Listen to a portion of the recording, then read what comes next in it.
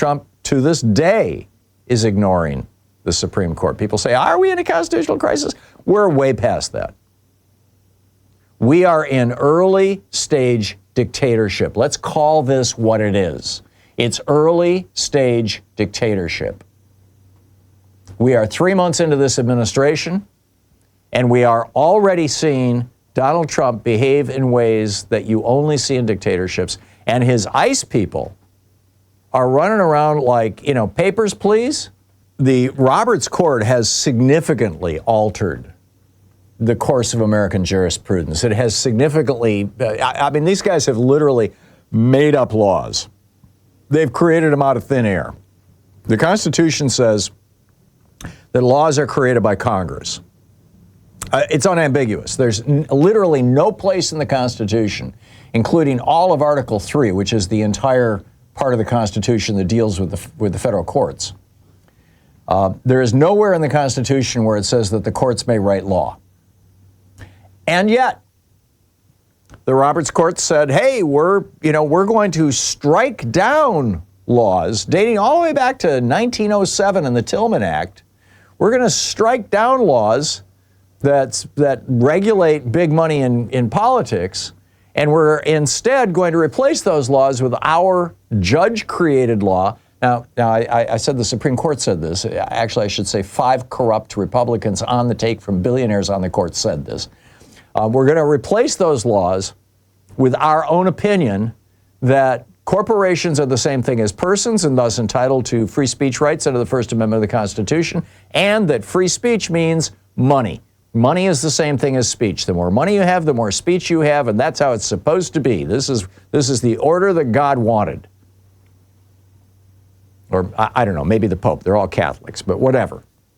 So here we are. John Roberts owns this nightmare. John Roberts is the one who told us that there's no more racism in America. This was in the Shelby County decision in, I believe it was 2014, might have been 2012. It was while President Obama was president. And Roberts says, hey, look at this, you got a black guy as president. We don't have a racism problem anymore. We can now allow former Confederate states to start purging their voting rolls of black people again. And of course, that's exactly what happened. Over 4 million people got purged or their votes didn't get counted in the last election, which is the only reason, according to Greg Palast, is the only reason why Donald Trump is sitting in the White House right now. And from everything we can tell, they're right now in the process, actively in the process, of purging up to 10 million more, mostly black and brown people, young people, and old people, right? They don't want people on Social Security to vote. So, hey, if your driver's license expires because you don't drive anymore, you can't vote anymore. Isn't that cool? And they don't want students to vote. They don't want young people to vote. So, hey, if you're going to a university and your student ID is your ID, you can't use that. Sorry, Charlie. And in fact, in red state after red state, if you're going to university, they won't even recognize your residency just because you're in college. Just because you live there 9 months out of the year, they're saying, no, you're not a resident. You have to vote where you originally live. But where you originally live says, no, you live over there. So you can't vote at all. And now they're proposing the SAVE Act, which, of course, John Roberts would just love. When the Citizens United ruling went down in 2010, saying that corporations are persons and money is speech, and that's the end of and creating super PACs, an opportunity. And now they've even said, back then they said super PACs can't coordinate with campaigns. Now they're saying, it's all right. I mean, this is how far down the corruption road we've gotten. If John Roberts and the 5 corrupt Republicans, now it's 6, but back then it was 5, if John Roberts and the 5 corrupt Republicans on the Supreme Court had not come out and said, corporations are persons and money is speech, and you're welcome to buy politicians, there's nothing wrong with that. If that had not happened, then I think you can safely guarantee that Donald Trump would not be president right now. Just safely guarantee it. But here, Elon Musk himself, there are a number of people who think that Elon Musk, his almost $300 million is what put Donald Trump over the top. Roberts owns it all. He owns Lisa Murkowski, Senator Lisa Murkowski's whispering, we're all afraid. Retaliation is real.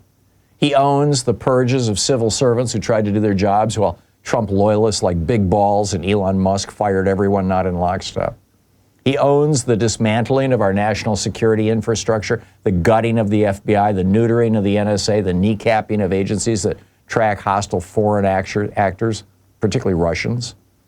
He owns the future Trump emergency declaration, particularly if there's a terrorist attack that will install him as dictator for life. He owns the death of American credibility on the world stage. He owns the economic depression that Trump's tariffs and chaos are going to provoke.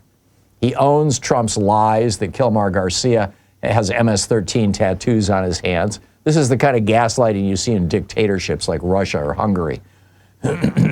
As Maxwell Frost said of Trump's willingness to lie to imprison people, he said, "Today it's Mr. Garcia, tomorrow it could be any one of us." True. John Roberts owns the increasing deaths of women in states with near total abortion bans. He owns the stolen votes of millions who might have stopped this rolling catastrophe but couldn't because John Roberts' court helped rig the system against them. He owns Doge, Musk, and Big Balls, destroying America's diplomatic and scientific primacy in the world. And now Roberts owns or is facing the destruction of the very branch of government he leads. I mean, it was a 9-0 decision that said, Donald Trump, you must bring Mr. Garcia back to the United States for due process, just so that he can, sit before a judge and determine whether or not he should be kicked out of the country.